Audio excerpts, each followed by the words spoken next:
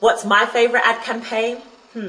Tough question in a day and age where every advertiser is in such stiff competition for my recognition, and now I'm in competition to be recognized by those who advertise. Wow. Feels weird to be on the other side of the 3 minutes of screen time selling me. But to be fair, we've all become these SMEs, haven't we? Small and medium-sized enterprises advertising something, or at least promoting our selfies on our Instagram and Facebook walls. Everyone is a stakeholder in this brawl for attention, for that buzz that feeds us, for the need to stay linked in. See, the ad blockers can't stop us. The higher they build their barriers, the taller the ads become, and rightly so. Some of these ads need to be seen. So what's the best ad campaign in the eyes of little old me? Well, it's definitely the one that I feel like I needed to see.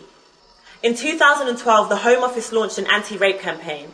I watched as a young guy and a girl were in what seemed to be, perhaps a bit of a coercive, but very normal, indeed very forceful relationship. I continued to watch as more and more the boundaries seemed to be crossed, and I thought, wait, this has got to be wrong. The guy was watching what he was doing to this girl on the other side of a glass screen, banging on it, screaming, "No, stop, she doesn't want to." And it ended with this question: if you could see yourself, would you see rape? Rape? I was shocked, to say the least. I had never seen something like this on TV directed at young people like me, but I recognized it. I knew what it looked like, but I would never have called it rape. It was hard-hitting but necessary. 1 in every 3 teenage girl is subject to sexual violence from her teenage partner without even realizing it constitutes as assault. I love that advert because it slapped me in the face. It shook me up and it screamed, "Priscilla, how could you be so naive?" It's the best ad I've seen because it's everything an ad should be. It was emotive. After an ad, I should be able to empathize with what I've seen if it really is directed and aimed at me. Whether it's a feeling of, I need that product, or, yup, I totally agree.